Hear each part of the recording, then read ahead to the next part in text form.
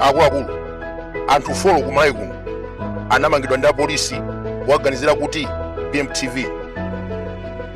Dzana ndi mafotokoza nkhani kunena kuti ena mwa anthu amenewa anamangidwa chifukwa manamiza anthu kuti DNA yake BMTV. Osakhalitsa watulukira bambo wina dzina lake akuti James Makopa. Mukamvetsera video imene tinatulutsa dzana sitinatchule dzina, koma iye watulukira ndikumene kuti ayi mukundinena ine kuti ndimabera anthu mudzina BMTV, ndiye akutchula mayina anthu amenepo. Auje ndainaka BMTV, auje ndikuwadziwa.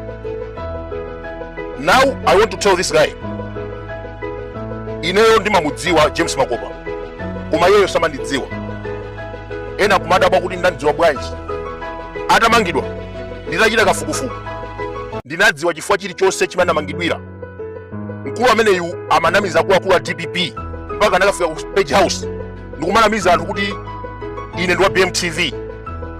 Timati tikatulutsa audio kapena video, iyeyo amapita kwa akulu amenewo ndikumanamiza kuti akutulutsa mavideo amenewo ndiyeyo. I know that.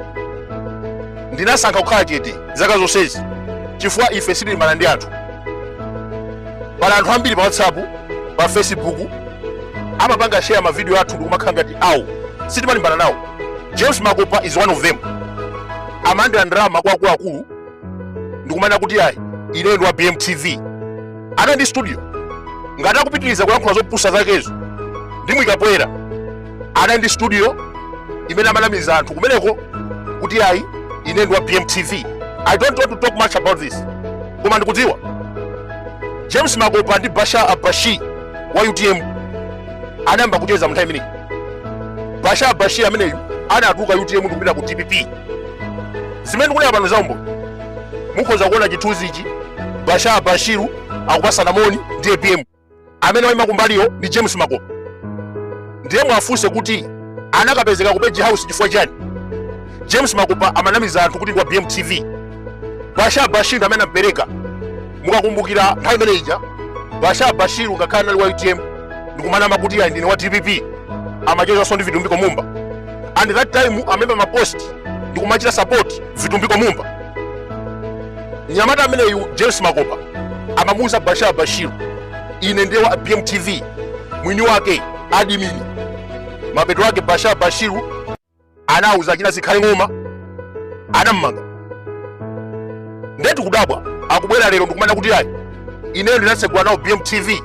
Unasegulira kuti okay ine ndimanya mafacts simanya zinthu zakhamba kamwe. Ngati unatsegula BMTV ndetu umadziwa kupanga video. Tikufuna lero upange video ngati mmene ndikuyankhula pano, utulutse mapeji yako mapanga live, utulutse anthu akukhulupirire kuti wewe unagwira ntchito ndi BMTV. Ife sitikudziwatu. Who is you? A James Makopa mungadziwe kufufuza nkhani?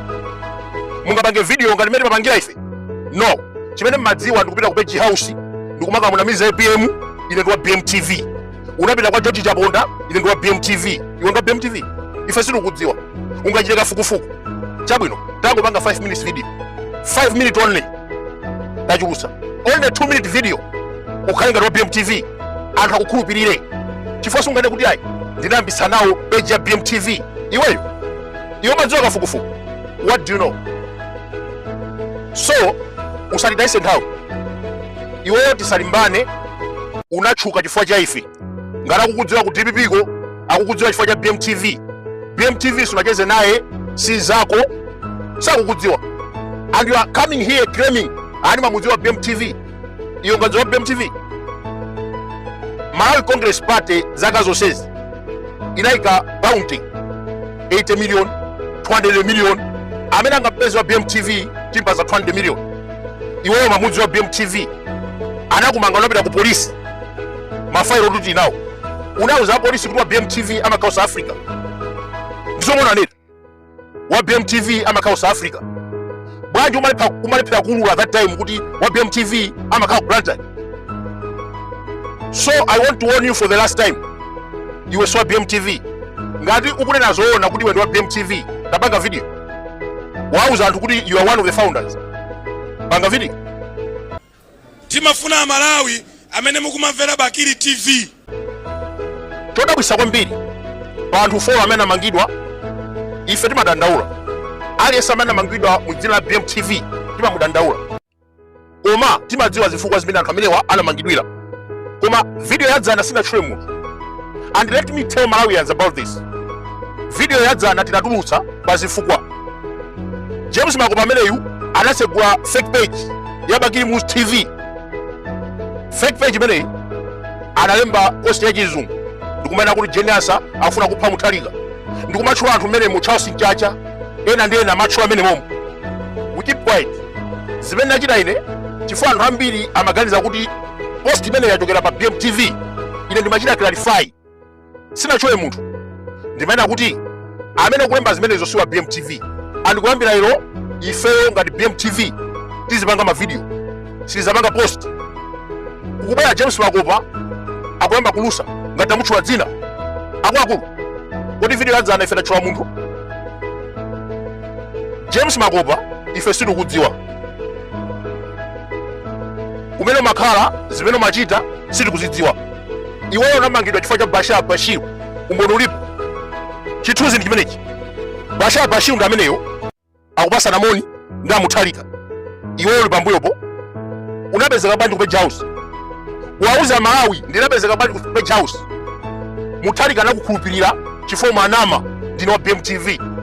Koma yonse BMTV Amalawi siyani kudyera dzina la anthu ena. Lusoli ndi lathu. Iniyo ngati mufuna kutchuka pangani zanu. James Makopa, you cannot be BMTV. Never. You will never be.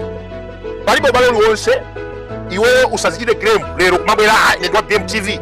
Okay, panga video. Anakukhulupirire panga video.